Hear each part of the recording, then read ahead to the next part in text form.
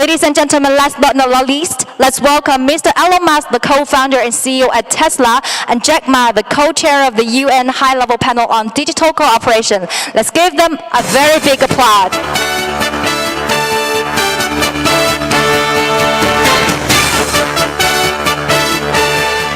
Welcome.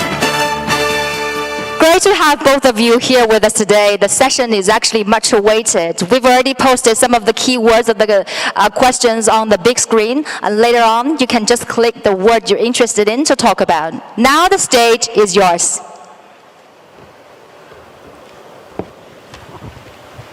What are you supposed to say? Just things about AI, perhaps? Yeah. Okay. Let's see. Yeah, the AI, right? You want to AI. start on AI? Yeah. Okay. It is. Okay, great. AI. Yeah. Actually, I'm told that does AI mean love? There's like a name AI. It sort of sounds a bit like love. Yeah, AI. I hate the word AI called artificial intelligence. I call it Alibaba intelligence. Yeah. might end up being true. You never know. I think generally people underestimate the capability of AI. They sort of think like it's a smart human, but it's really much. It's going to be much more than that. It'll be much smarter than the smartest human. I mean, it'll be like, can a chimpanzee really understand humans? Not really, we just seem like strange aliens. They mostly just care about other chimpanzees, and this will be how it is, more or less, in a relative. In fact, if the difference is only that small, that would be amazing. Probably it's much greater. So, the biggest mistake that I see artificial intelligence researchers making is assuming that they're intelligent. Yeah, they're not, compared to AI. And so a lot of them cannot imagine something smarter than themselves, but AI will be vastly smarter, vastly. So what do you do with a situation like that? What do you do with a situation like that? I'm not sure, I hope they're nice. I mean, I have obviously some, I think in a situation where the old saying, if you can't beat them, join them. That's what Neuralink is about. Is like, can we go along for the ride with AI? I mean, I really think that there should be other companies like Neuralink, essentially to create a high bandwidth interface to the brain, because right now we are already a cyborg. People don't realize we are already a cyborg because we are so well integrated with our phones and our computers. The phone is almost like an extension of yourself. If you forget your phone, it's like a missing limb. But the bandwidth, the communication bandwidth to the phone is very low, especially input. So, in fact, input bandwidth to computers has actually gone down because of typing with 2 thumbs as opposed to 10 fingers. There's a big reduction in bandwidth. Input bandwidth has gone up because of video and imagery. So input bandwidth is many orders of magnitude greater than output bandwidth. But at a certain point, if we'll just, assuming a benign scenario with AI, we will just be too slow.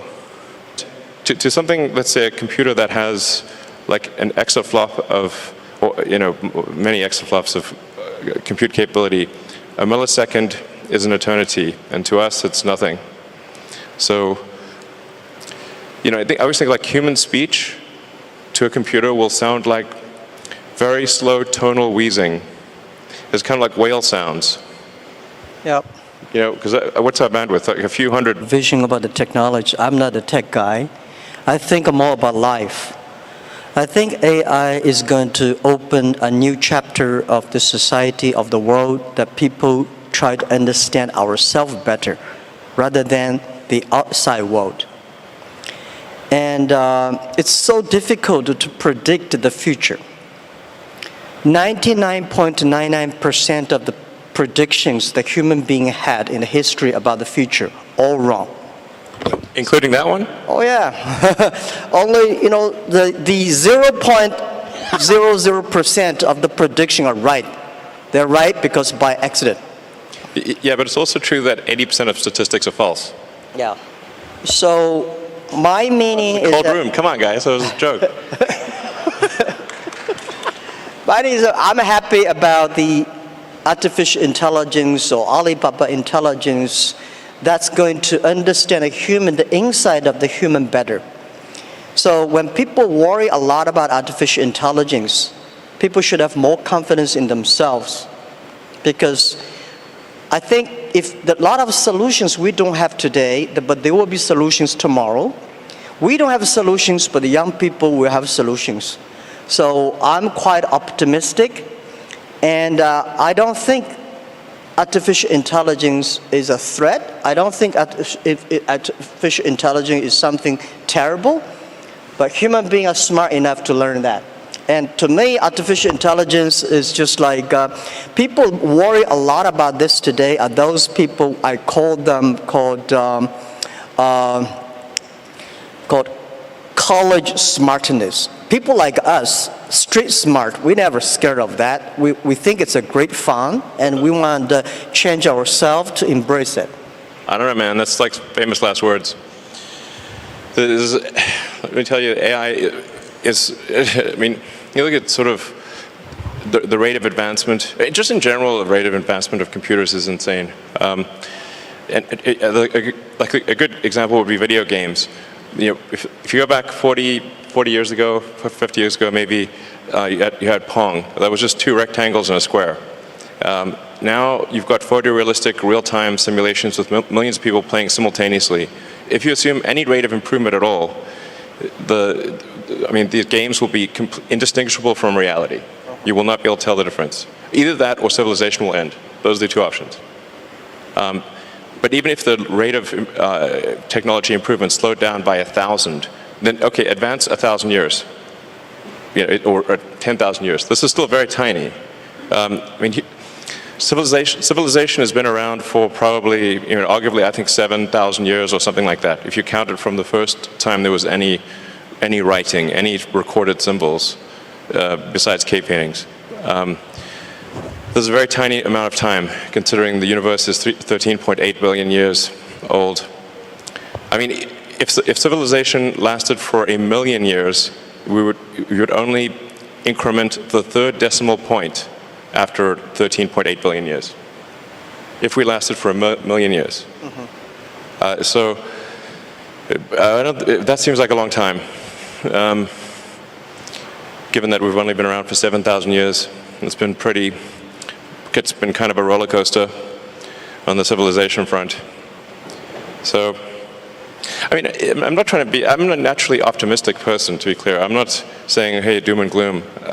I'm just saying this is the apparent pattern.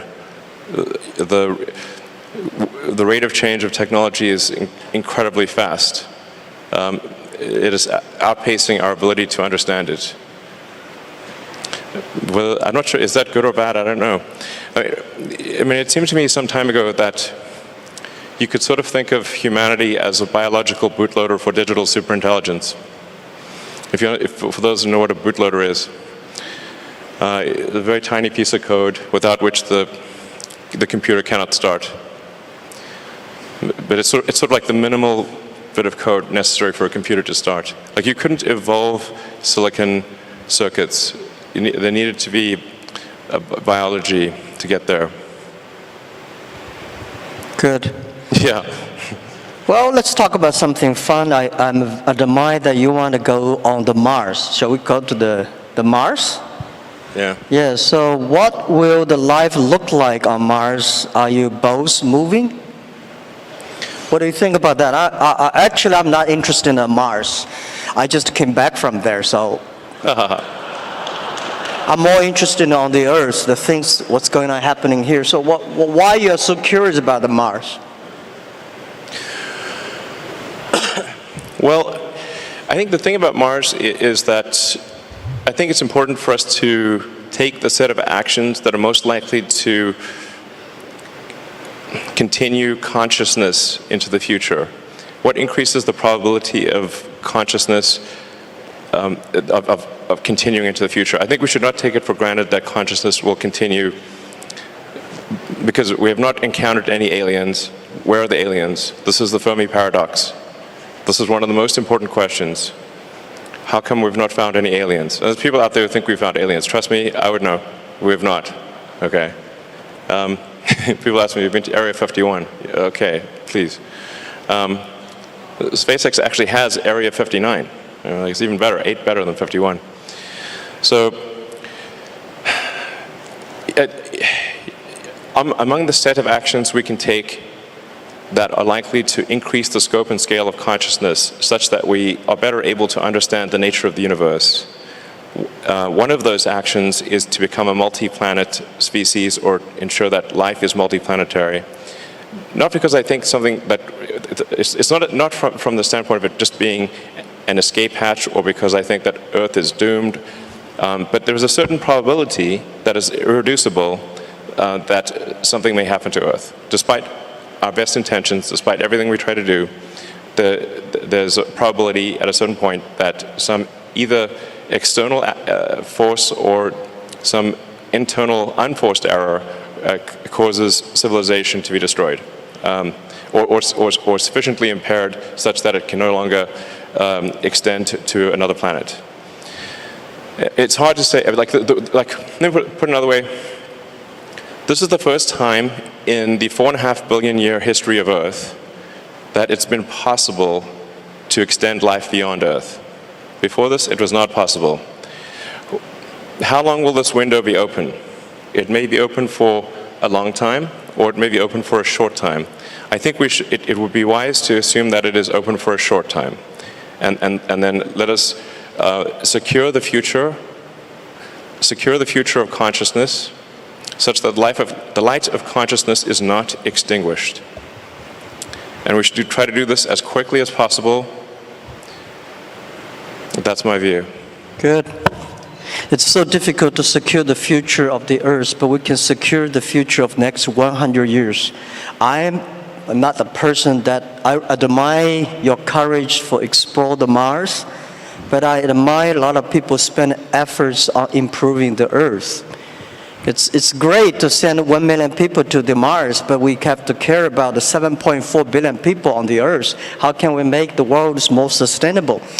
And I'm not that fond of the Mars because I think it's easy to go to the Mars. When you go on the top of the hills of the building, just one step you go to Mars, but you will never be able to come back. Yeah, so that's my view. That's not how it works, though. And also, don't do it.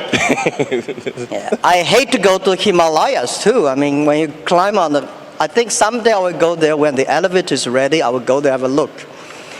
But I think people spending more time on the Earth, think about because no matter how long the civilization of the human beings will be, like 1 million or 2 million or 500,000 years, but we only have 100 years. Uh-huh. So we cannot solve all the problems for future, but we have to be responsible for the future, but we should care more about how we can enjoy better. My view is that by the artificial intelligence or AI, when human beings understand ourselves better, then we can improve the world better. Last 200 years, human beings try to understand the other side of the world better, understand the other people better. But I think what I feel excited about AI is that AI is to understand people, the inside of the human beings. The Earth, I heard you're gonna dig a tunnel deep in the Earth, which is amazing. I think, anyhow, every time when I read the news about you are interested in the outside space, I look at you with great respect. We need heroes like you, but we need more heroes like us, working hard on the Earth, improving things every day. That's what I want. Sure. I mean, to be clear, I'm very pro-Earth. Yeah. Great. That sounds great. To be clear, I'm very pro-Earth. When I say us becoming a multi-planet species or making life extending life beyond Earth, expanding the scope and scale of consciousness. From a resource standpoint, I'm talking about less than 1% of Earth's resources should be dedicated to making life multiplanetary or making consciousness multiplanetary. So, I think it should be like somewhere in between how much we spend on lipstick and how much we spend on healthcare. Like, things like for the preservation of consciousness, we should spend maybe slightly more than we spend on cosmetics. That's my, and I'm pro cosmetics. I like it. They're great, but there's probably worth spending, I don't know, somewhere like at least 0.5% of Earth's GDP on extending life to be multiplanetary. Maybe 1%, I'd say, seems like a good use of resources. But then we have like 2 orders of magnitude more resources spent on Earth. So it's not like it's somehow going to fundamentally impair Earth. If like I said, just 1% of Earth resources on that order should be enough to make life multiplanetary. It seems like a wise investment for the future. And obviously I spend a lot of my time on sustainable energy with Tesla, with electric cars and solar and batteries and that kind of thing. And I'm really excited to be here in Shanghai for the Shanghai Gigafactory, which is, I think the Tesla China team has done an amazing job, really mind-blowing. Like, I'm just astounded by how good the job is and how much progress has been made. And I think it's a good story for the world, and to say, like, look how much progress you can make in China. This is extremely impressive. Like, my hat is off. You guys rock. So I've never seen anything built so fast in my life before, to be totally frank. I've seen some crazy things. So, I think it's like, I really think China is the future. That's very impressive. And there's also some great progress on entrepreneurial rocket companies in China as well. I believe 2 have made orbit, and it's very difficult, very hard to make orbit. Achieving orbit, I have great respect. This is very hard. You want to pick up another topic? Sure. Yeah. Jobs? Should I pick it? Jobs. The jobs or life? Jobs. We're starting. Sure, anything, sure. Okay. So what new jobs will be created because of AI, or has the change already started? What do you think? I think why we needed that many jobs. Sure. Right? My view is that the jobs, actually every technology revolution people start to worry. Right? Last 200 years, we worry about the new technology going to take away all the jobs. Actually, we made a lot of jobs. Second, because of the Industrial Revolution, job created a lot of jobs. What I think is the next 20, 30 years, human being will live much longer. The life science technology is going to make people live probably 100, 120 years. That may not be a good thing, because you get a grandfather's grandfather still working hard. But the challenge is, my question, why should we have a lot of jobs? I think people should work 3 days a week, 4 hours a day. When we have electricity, the power of electricity is that we make people more time. So you can go to the karaoke in the evening, you can go to dancing party in the evening. So people, because of electricity, people have more time. I think because of artificial intelligence, people will have more time enjoy being human beings.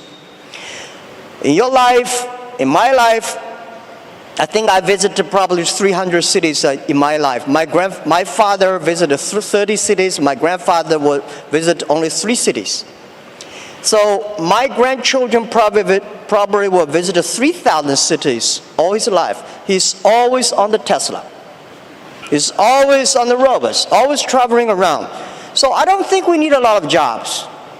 At that time, the jobs we need is make people happier, make people experience the life, enjoy the human beings. So I don't worry about the jobs a lot. First, we are going to have a lot of jobs. Second, we don't need a lot of jobs. Third, there's a very interesting thing, because we'll probably talk about life. In the agriculture period, average age is like 30, 35 years old. In the industrial period, technology revolution, people can live 70 years. So in the artificial intelligence period, people can live 120 years, that's I think. Now the problem comes, when people's life is getting better, people don't want to have children. When your grandfather is there, you don't want to have children. At that time, we are going to have a lot of jobs with nobody, old guys. For sure, you will not be happy, or you were happy, because when your grandfather said, oh, I need to work tomorrow, then that's a disaster. So, but we should be ready that we are going to enter into the era that everybody can live 120 years. And we have more new problems that come up. So that's my view about jobs. Don't worry about it. We will have jobs. Yeah. I think that, so if you're working on something that involves people or engineering, it's probably a good approach. Art, of course. Yeah. Like I said, I think we're going to have to figure out this Neuralink situation. Otherwise, we will be left behind. It's very important we do this quickly. I think we don't have much time. We don't have much time for what? We don't have much time to solve the Neuralink. Yeah. Yeah, you think of like technology and technology awareness. It's like if there was like a topological map of technology awareness, it's mostly flat with a few short buildings and then some very tall spires. And unless you're on that very tall spire, it's not obvious what the topology is. Yeah. I never worry about the things that I cannot solve. I left other people to solve it. Sure. If nobody can solve it, just let it be. That's my life. Oh, let's talk about education. I'm quite interested about education. Can we? Yeah. So, what knowledge or skills will be useful to master the future? Do you have any advice for young professionals who want to pursue a career in AI? Young professionals. I don't think we will have professionals on AI in the future. Well, I worry a lot about, people worry about jobs, but I worry about education. All the education systems, the things we teach our kids, the way we teach our kids are mainly designed for the industrial period. And I'm sure the machine will be much cleverer than human beings in the future. How can human beings do better? Human beings should be smarter. Human beings should be wiser. So how can we be human beings to be wiser or smarter? I think that we should change the way of education, change the things, because in the past we focused a lot about, remember things. Computer can remember better than you are. We want to calculate faster, computer can calculate much faster. We want to run faster, computer can run much faster than you are. So human beings should have confidence by being more creative, more constructive. So how can we teach our kids to be more creative and constructive? And I think this is the key of the education. And I want spending more time on training kids on arts, on painting, on singing, on dancing. On these are the creative things that make people live like humans. Don't worry about machines. For sure, we should understand one thing, that man can never make another man. Computer is a computer. Computer is just a toy. Man cannot even make a mosquito. So we should have confidence. Computer only have chips. Men have the heart. It's the heart where the wisdom comes from. So I think in the next 10 or 20 years, human beings or every country, every government should focus on reform the education system, making sure our kids be able to find jobs in the future, be able to live in a life that only working 3 days a week, 4 hours a day. And that is very important. If we do not change the education system that we are in, we are all going to be in trouble. That's my view, and don't worry about it. We will change it. Yeah. That's cool. Sure. Thank you. I would say try to learn as much as possible that allows you to predict the future or make the future. So they're saying is the best way to predict the future is to make it. And then assess whether what you're learning is enabling you to predict the future with less error. Are you less wrong? We're always wrong to some degree. But can you reduce the error on your future predictions? I think that's the way to look at education. As of course, but it's both creative, create the future, and predict the future. So that includes art and all those other things. But close the loop on being less wrong about future. I would say that's the right way to think about education.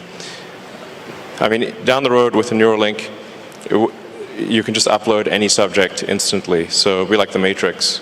You want to fly a helicopter, no problem. Well, helicopters will fly themselves, but if you wanted to do whatever, any given skill, you just upload it instantly.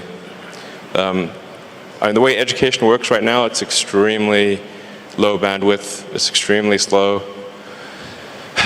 Lectures are the worst, really. It's like very slow.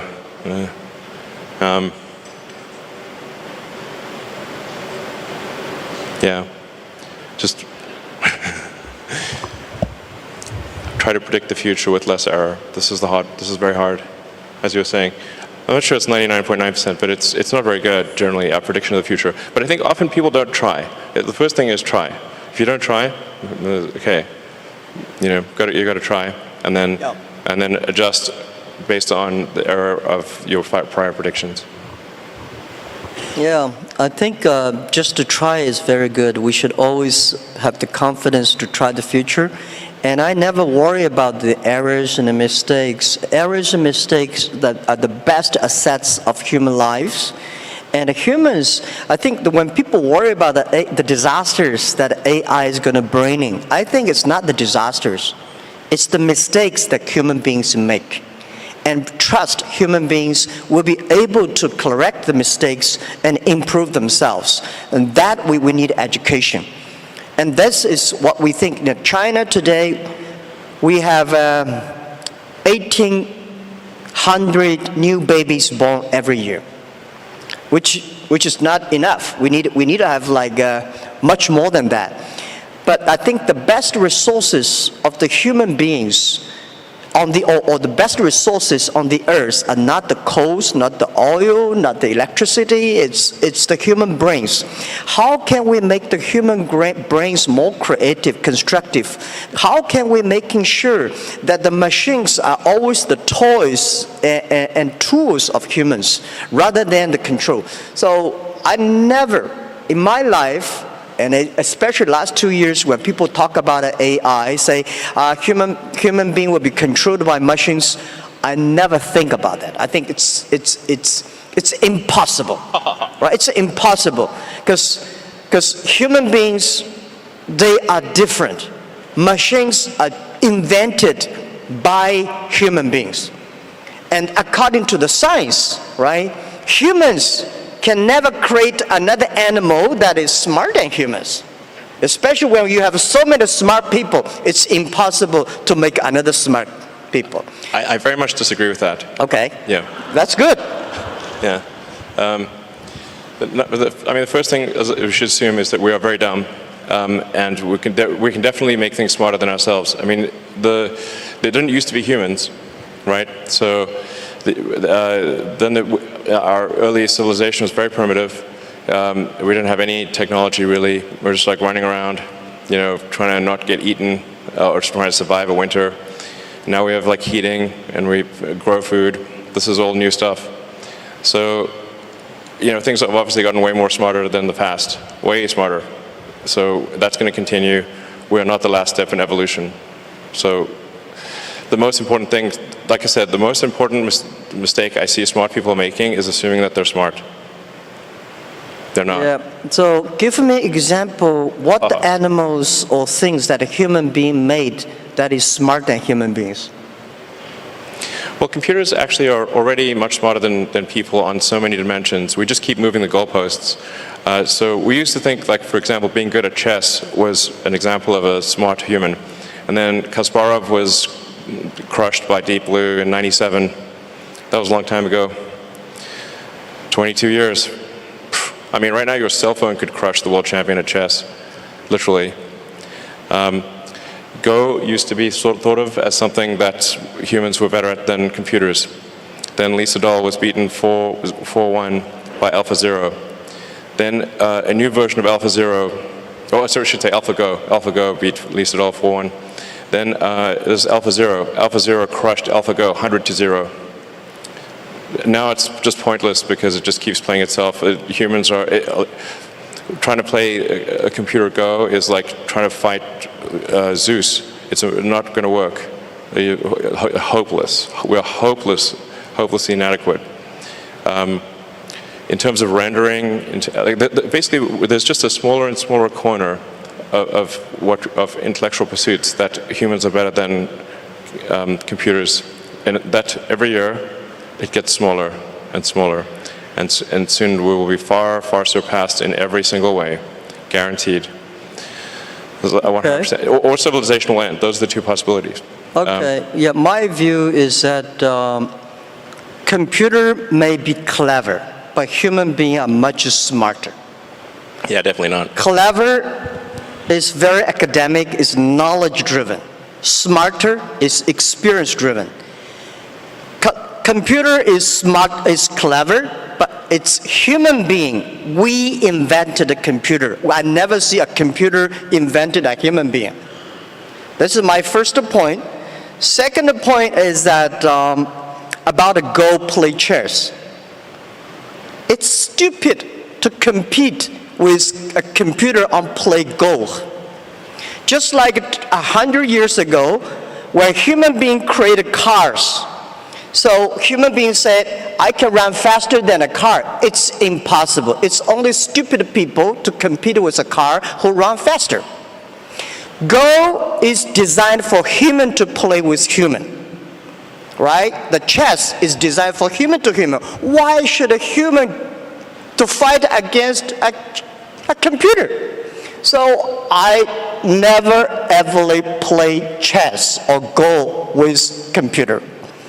I'll be happy to see two computers fight each other.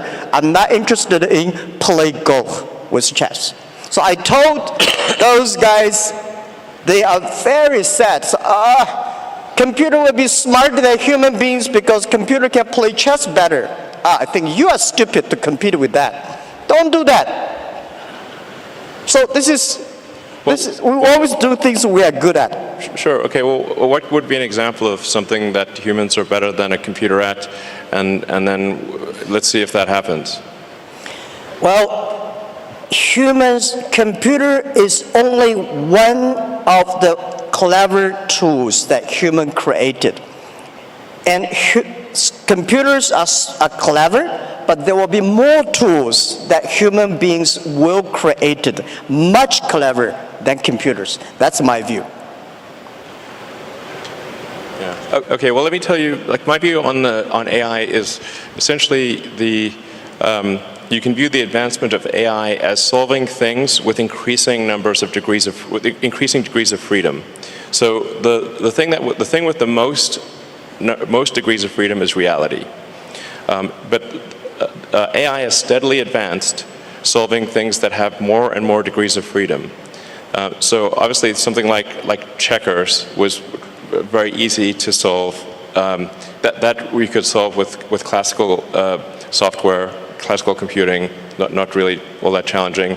And in fact, there is a complete solution for checkers, meaning it is literally impossible. Every version of checkers is known. And then there's chess, which also it had many more degrees of freedom than checkers, many orders of magnitude more than checkers, but still really, I would say, a low order of magnitude, low degree of freedom game. Then there's Go, which had many orders of magnitude more degrees of freedom than chess. So it's really just stepping through orders of magnitude of degrees of freedom.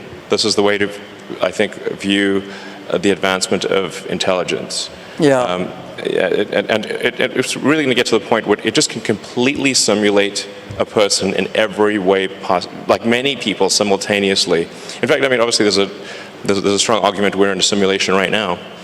It sort of reminds me of that joke of like, if life was a video game, what would be the review? And it's like, well, the graphics are incredible. The plot is confusing.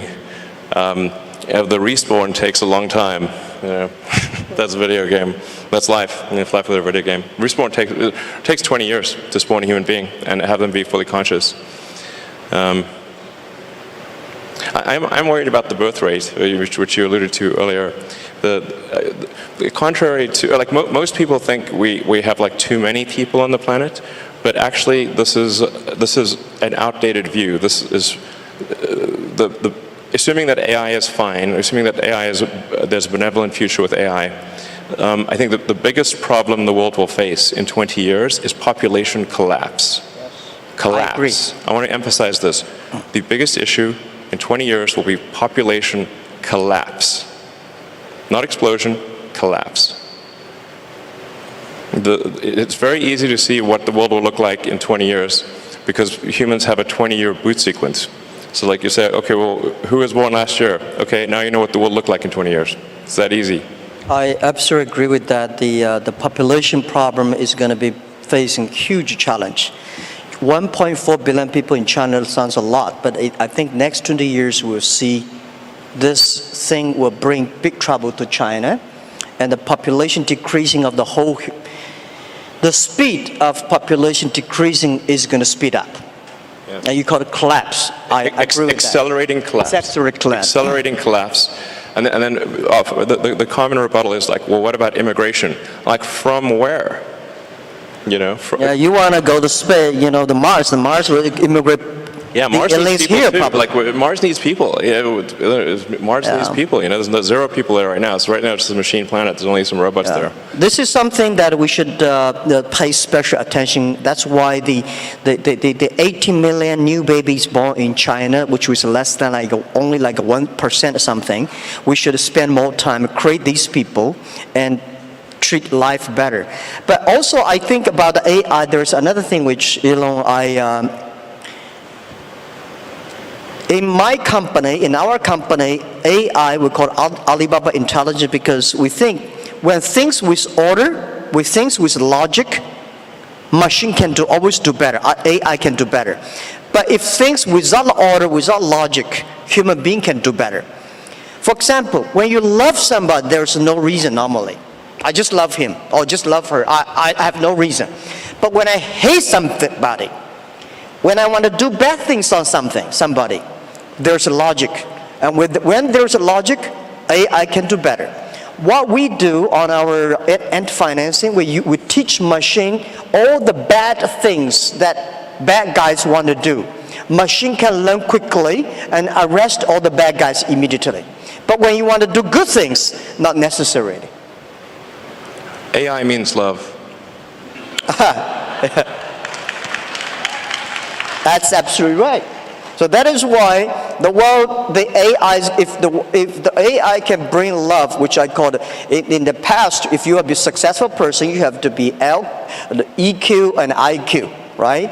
In the future, if you want to survive in this world, you have to be the LQ, the Q of love. That's important too. Otherwise, you cannot survive in artificial intelligence time. Well, I agree with love is the answer. There's many songs about that. You want to pick up the final one? Another topic you want to have? Excuse me, gentlemen. Due to the time is very limited, so we only have 5 minutes left. So last question, please. Yeah, we have. You want to pick up the last? Life or human being machines? So you want to talk about your cars, autonomy? What do you want to talk?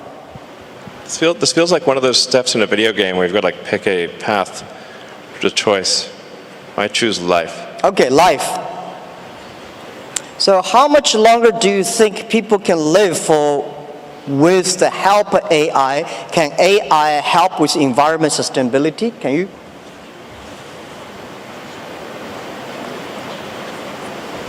I think, first of all, I think humans will solve environmental sustainability. I do not mean to suggest complacency or that we just take it easy. In fact, this is a self-fulfilling or unfulfilling prophecy. We must take immediate and dramatic action, and and continue the momentum towards environmental sustainability. And China is actually the world leader in this. In fact, I'm not sure how well it is known outside of China, just how much China is a world leader in environmental sustainability. It's extremely impressive. I mean, I think half of all the electric cars in the world were made in China last year, something like that.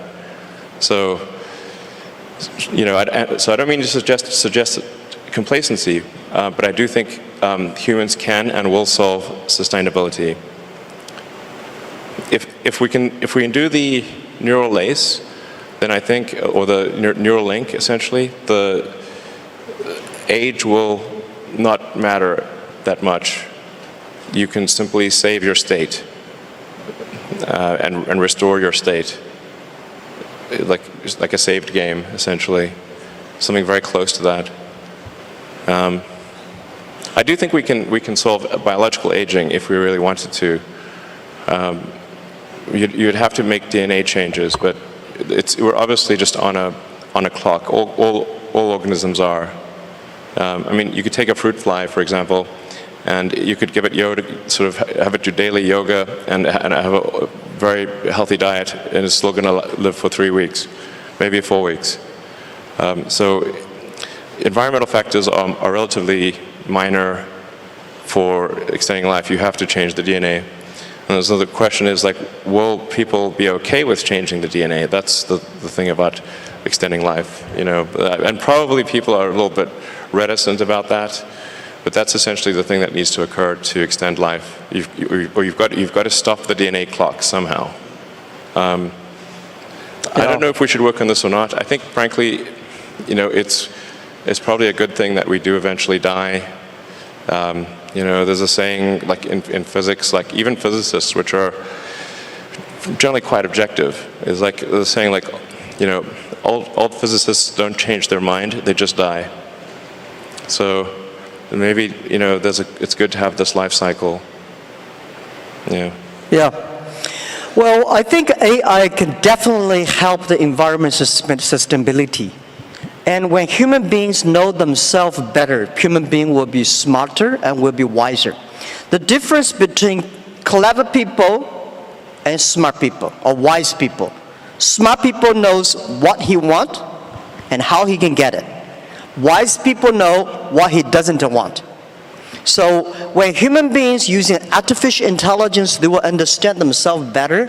And I think there will be millions of ways people will live in a healthy earth and protect the healthy earth. The reason why I want to stay in this earth, I want to work on this earth, I want to do anything I can to help this earth to better. Because even go to the space is great, but if we can spend resources just to focus on helping pick up the garbage from the oceans, that thing is more difficult than to go to the Mars. But artificial intelligence can help us achieving that and solve the problems. And the second, a human being can live better, can live longer. But what we need is not only live longer, we want to live healthier. How can we live healthier? It's to understand us better. Most of the disease are caused by our behavior. So I think I'm 100% sure people will live longer. People will live healthier, but may not necessarily live happier. If you want to be happier, human beings should focus on the value, the vision, and the mission, and always have the dreams. And I don't want people love the technology and put them dreams on the technology. I think technology should be with dreams. It's not technology change the world. It's the dreams behind the technology that change the world. So my hope is that anything we can do is to improve this world, to helping 7.4 billion people live better and live healthier. And this is all about our world. And I think we will be working very happily because I love your product, Tesla. You know, making world cleaner and no noise and such great technology. I'm happy you have the factory in China. And I think we need to do more things to improve this earth, improve this world, and make sure that people are happier and people care about the family, people care about the health. That's all we should do. And trust us. Trust the human beings and trust young people. Let's take responsibility for today, but let's not take away all the solutions for tomorrow. It's great human beings make mistakes. It's great human beings learn from mistakes. It's great to die. That's probably true. Thank you. Yeah, you cannot live long. I just like, yeah. Thank you. Fight for the light of consciousness. Thank you, Elon. Nice talking to you. Thank you. Thank you so much for this very inspiring and futuristic, very informative dialogue. It seems it's the typical dialogue between the Earth and